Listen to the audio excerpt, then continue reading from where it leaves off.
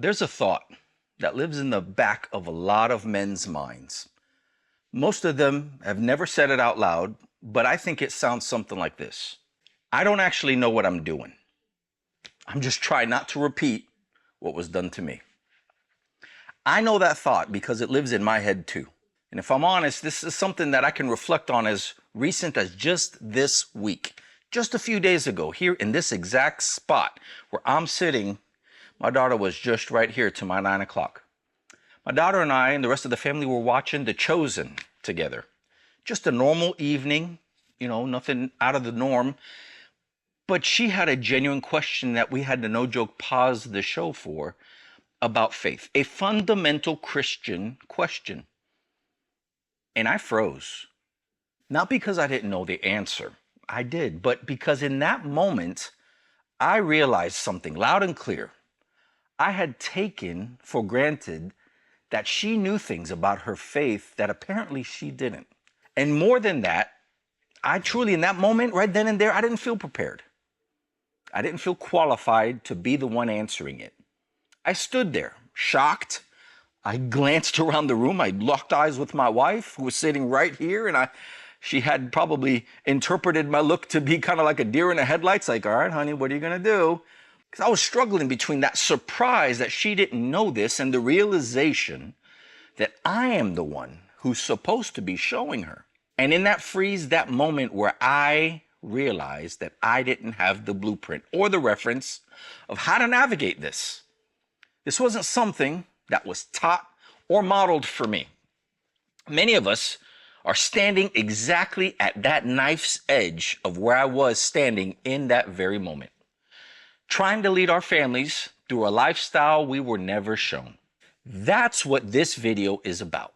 Not because, trust me, not because I have all the answers, but that very question from this week is a small example of what I've wrestled with for over 20 plus years. And thank God for the lessons He's shown me along the way. So stick around and watch, and I will share them with you. Now, before we get into what to do, I want to acknowledge something because I think a lot of us men have carried this alone for a very long time and never had anyone say the quiet part out loud. See, what your father didn't give you was real. That absence was real. That silence you felt was real. That lack of modeling and example was all real. You're not making this up, and you're not weak for feeling the weight of it. But here's something that I've learned, and I want every man watching this to hear this clearly. You cannot, I repeat, you cannot let what you didn't receive become the reason you don't give. The wound, that pain, that feeling of being completely left hanging, oh, that's real. But the wound is not your identity, nor can you allow it to become your destiny. That last part, that's a choice. Psalms 78:4 declares, "We will not hide them from their children. We will tell the next generation the praiseworthy deeds of the Lord, His power, and the wonders He has done." That verse is written to men who understood that they had a responsibility to pass something forward. Not to be perfect and not to have it all figured out, but they did have the responsibility to pass it along. Okay, so let's frame this. What does it actually look like to break the cycle?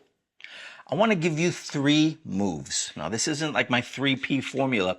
This isn't the program, but these are 3 specific moves that if you make them, I firmly believe will change the trajectory of your family. Move 1. You have to name it. You have to call it out and name what you didn't receive.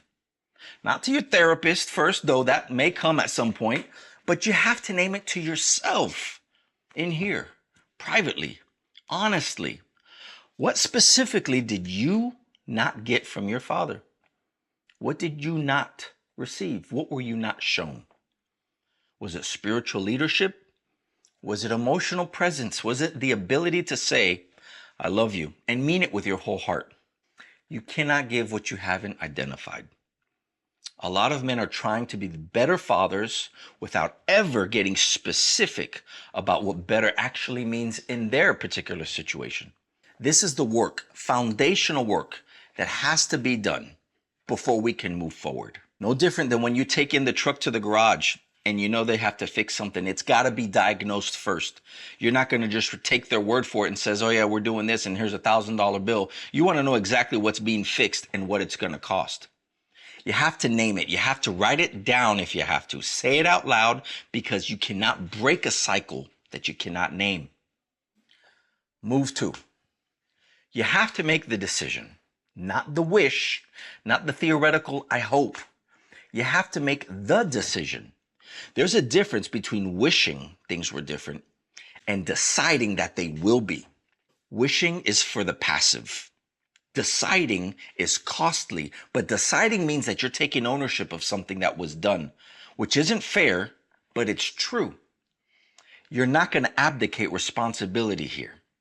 Nobody's going to come fix this for you. High chance your father's not coming back to fill in those gaps, and the church is not going to do it for you either. Your wife cannot do it for you. This is a decision that only you can make. Malachi chapter 4, verse 6. He will turn the hearts of the fathers to their children. That turn is not a passive thing. It's an active work of God in a man who is submitted and willing. The decision sounds something like this.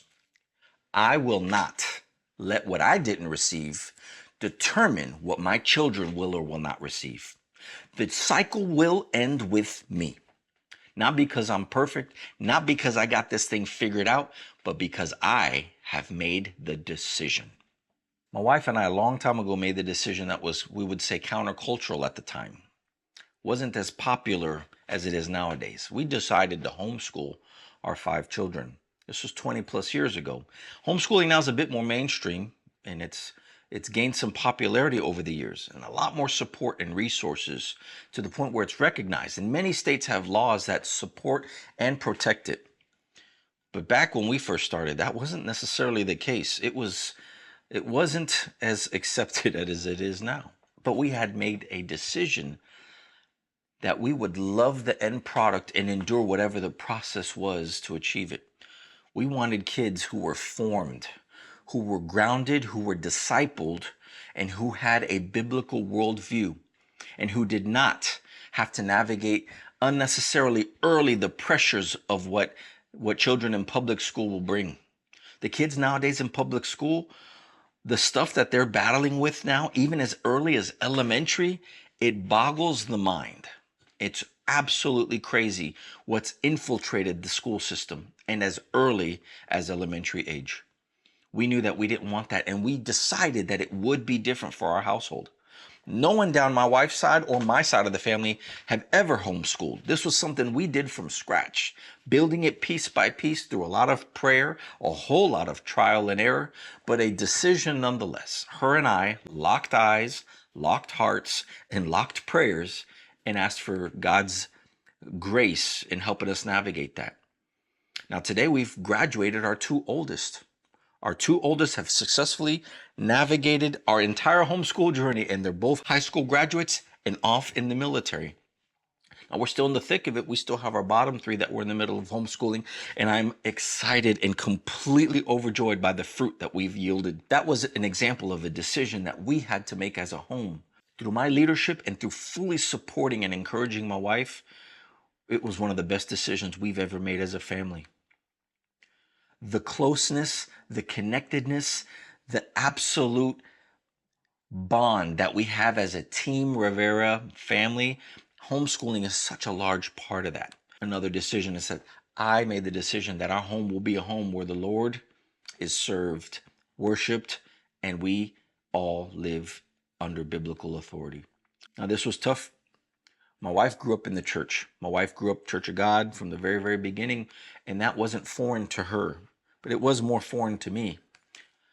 I didn't grow up with that kind of formation. I didn't grow up with that kind of example.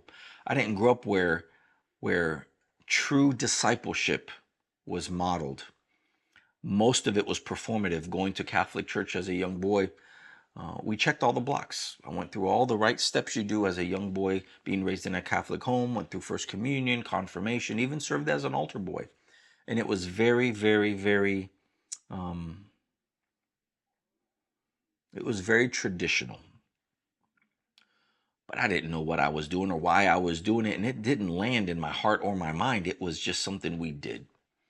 I would not say that it was a part of who I was. It was just something that I did. It wasn't until high school where I truly surrendered and gave my life to the Lord on my own fruition as a decision that I made as my own, out of my own free will. And I took that very serious. And I took that with me into the army and into my marriage. And we made a determination that our home would be a home that served the Lord. And it wasn't up for debate, and it wasn't up for discussion. It was something that we just were equally yoked. And we said we were going to do things different. Our home will be a home that is submitted and serves the one true God. And our children are raised in a home where Christianity is not something talked about, but lived out. So those are decisions. That's what you have to resolve to do as a man. Those decisions that you make in private before God, in your heart, that you resolve to do, is one of the most important things you can do for your family this year. Move 3. You're going to have to learn what you were never shown, and then do it. Imperfectly, consistently, over time. This is where most well-meaning men get stuck, because they make the decision. They have the intention, but nobody ever gave them the actual playbook for what spiritual leadership looks like in a home on a Wednesday night when everyone else is tired and you got nothing left. Here's what I want you to know. You don't need to be an expert to lead, but you do need to be willing and be present. Leading your family spiritually does not look like a sermon. It looks like praying with your kids before they go to sleep. It looks like asking your wife how she's really doing and staying in the room long enough to hear her answer. It looks like opening the Word of God at the dinner table, even when you feel unqualified.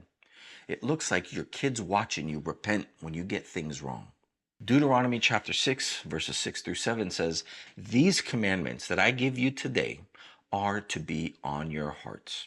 Impress them on your children.